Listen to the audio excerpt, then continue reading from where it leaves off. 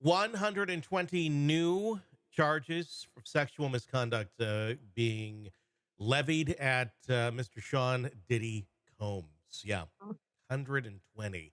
25 of those allegedly are minors as well, some going all the way down to the age of 9. The information in these suits has not yet been revealed, at least not at the time of this recording, but the attorney promises that you are going to be shocked by some of the names that are revealed in these 120 different lawsuits. Joining me to discuss, Jennifer Coffindaffer, retired FBI special agent. Uh, yeah, so obviously a lot of these are civil charges or civil suits that are being brought against Diddy. It's a logistical nightmare, number one. But number two, what is the FBI looking at with 120 more accusations coming their way? They already have a lot that they need to sift through.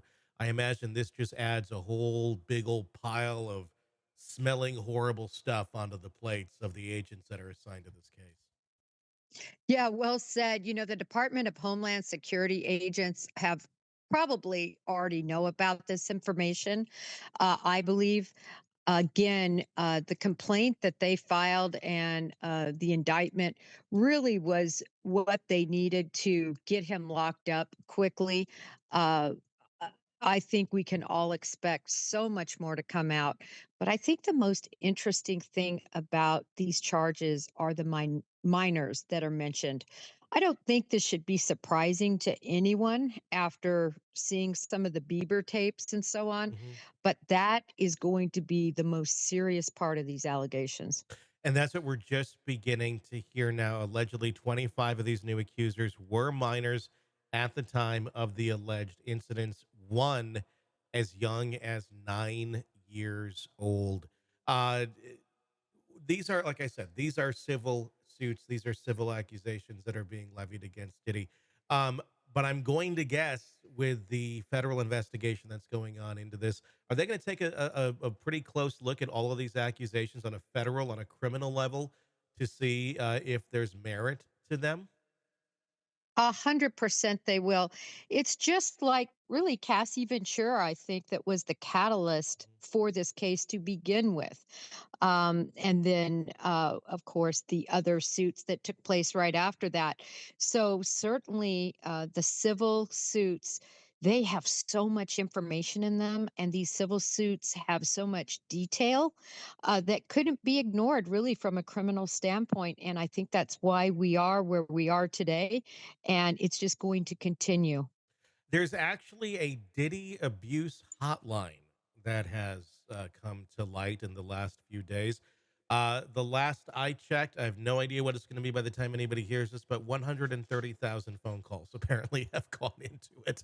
And you got to assume, anytime you set something like that up, you're going to have a good chunk of them that are just bogus calls. But I mean, I'm not going to be surprised if 120 is literally, and I know tip of the iceberg is what we've been saying, but I feel like it's just an ice cube on this iceberg of Diddy. I think you could be right. The problem is that the decades really of abuse that is at least alleged, it's just so many years. And when I say alleged, I'm not talking about necessarily the federal indictment, which also goes back years and years, but I'm talking about the alleged or the allegations made in all these civil suits. So because you have such a long span of time, you have so many victims that possibly suffered at his hands. Mhm. We know that Diddy right now is in a fairly, sectioned off part of the jail there in New York City. Sam Bankman-Fried, supposedly one of his cellmates at this point in time. What do you think life is like there for him at that jail in New York? I know it doesn't have the best reputation for being, a cush jail by any stretch of the imagination. How do you think he's holding up, and what sort of precautions are they putting in place to prevent another Epstein type situation, or something else where maybe another prisoner is deciding that they're going to make themselves famous by taking out Diddy? Yeah, this is such a great question. First of all, I want to just describe these cells that Yeah. they're in. I don't know the exact dimensions of his, but typically they're about 9 by 12 feet. I mean, they're very small. Picture bunk on top of bunk, sort of, where you can barely sit up. Hmm. Picture these mattresses that are, mattresses is loose termed, right? Very thin, typically very difficult to sleep on. A toilet, if you will, that is silver and very cold, very uncomfortable. Again, a sink that would be again very small, and just the entirety of the situation is just claustrophobic. I've been in these cells. It's really small, especially because you're sharing it with another. He's confined for 23 hours a day. Just imagine yourself in that setting for 23 hours a day. It's a lot. Also, they are going to have to make sure that there's no way for him to commits suicide under these conditions, because he's going from a lap of billionaire luxury planes, silk sheets, etc., to this kind of confinement is very mentally tough. Hmm. The type of food he's eating is really the lowest caliber, very starchy. That's why you see so many individuals that are incarcerated, they just balloon up in their rate in their weight, because it's a very starchy diet. Obviously, these diets aren't going to involve, grade A T-bone steaks and choice chicken. So people balloon up in their weight. Some people refuse to eat, as Diddy has done, at least to some degree. He has to be eating, but at least to some degree. He obviously has a commissary fund, but again, he's concerned about being poisoned or somebody Hmm. slipping that across. Who wouldn't want to be famous that are already in a criminal stature of facing charges, to be the one that could be said, I off Diddy? Hmm. And that's what law enforcement is concerned about, those people that want to make a name for themselves. And let's talk about that because, yeah, I was hearing the stories that he wasn't eating the food that was being given to him. And yeah, there's a commissary fund. I've never been in jail. I've never been in prison, so I don't know the answers to these questions, and I know you haven't either. But I guess you know more the logistics than I do. He has a lot of money, so is his commissary fund like he could pretty much buy the commissary if he wanted to, or do they limit like how much can be in a commissary fund at any given time to prevent something like that from happening with someone like this that has been arrested and is in custody? They're limited. They're limited for a lot of reasons. You can imagine the bargaining tool or chip you would have if, say, you did own the commissary. All of a sudden, you'd become the commissary, Mhm. and you would have so much control over these, the inmates that you're incarcerated with. So there's definite limits that are put in place to keep everything fair. And a very limited choice, although I think it's broader, certainly in certain jails. I don't know his. I actually did read a little bit about his options, and I think the commissary is pretty broad Mhm. there in New York, much broader than people might think. In other words, it's not just sweet tar pop tarts and butterfingers. I think there's much more than that to choose from. But nevertheless, there's somebody that, people are around the commissary. And I think he's worried about somebody planting a poisonous something that could be disseminated to him. Mhm. And I think he has great reason for concern. If I were Diddy, I would feel the exact same way. Certainly, they're going to be keeping a close watch on him, a suicide watch, not because there's any belief that he's going to commit suicide, but they just can't have that on their hands as far as an institution. Well, it happened to Epstein, but so I wouldn't be that shocked if it happens to Diddy as well. Happens meaning maybe he does not the one behind it. But the question I would have here is, do you think he's capable of ending his own life? I mean, it's rare for a narcissist to do that, especially as a grandiose one like he is, and to the level that he is. But there is such a thing as narcissistic collapse, and that's basically where the walls have completely closed in on you, which is truly what's happening here. And they just realize there's no way out. There's no way out anymore. And with 120 new allegations, many from minors, if he has any semblance of understanding that this stuff is real, and assuming he did these things or participated and was aware that he participated in these sort of things, he's got to know this is the end of the road.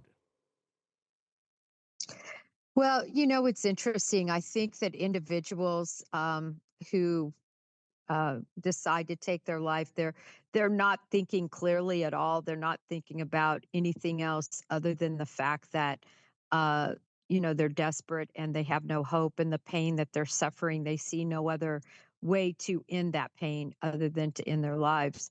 I think, generally speaking, on that topic. So really, anyone is capable that would Mhm. be in these horrible conditions that Mhm. he's in, especially when you consider where he came from. But Diddy's a tough cookie, I think, too. He's been in the thug life. That is no secret, and so he's probably a tougher nut than a Epstein. Yeah, I would think so.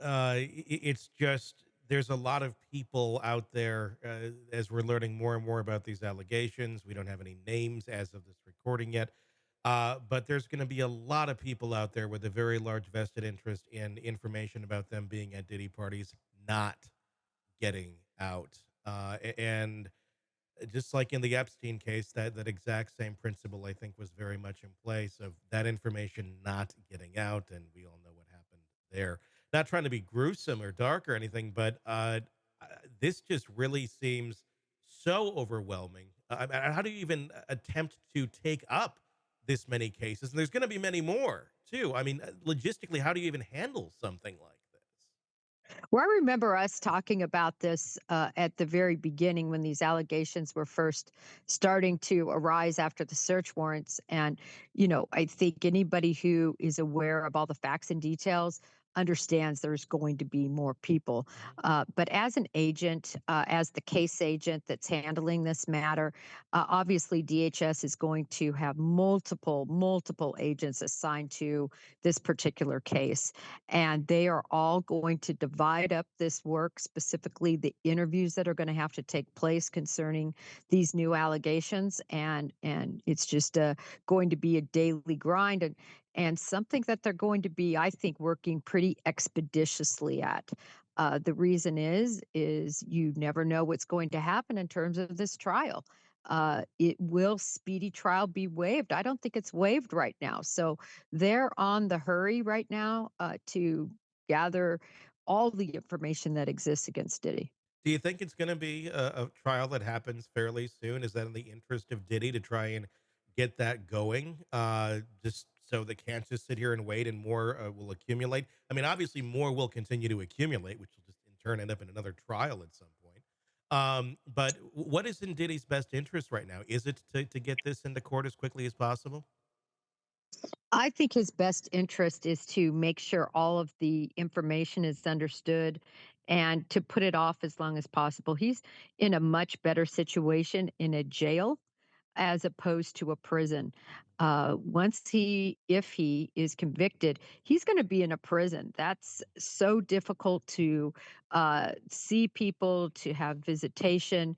It's much, if you can believe it, even more stark of a situation than he's in right now. Mhm. Much fewer freedoms, and so to be jailed as opposed to be in a prison is better. The other thing is, he has a very astute attorneys, and they are going to be working hard to try to get some of this thrown out. They're going to be looking at, discrediting all of these witnesses, and they're going to fight hard for them.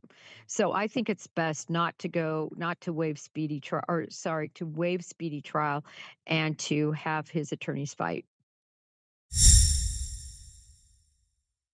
Hey, thanks for checking out the video. Be sure to follow us wherever you download podcasts, and especially Apple Podcasts, where you can get advanced episode and premium content on our premium channel right there. Also, be sure to follow us on social media so you don't miss any breaking updates on the stories that matter to you most. We're on TikTok, X, Instagram, Facebook. Just search Hidden Killers Podcast with Tony Bruschi, and you'll find us right there. Again, thanks for watching.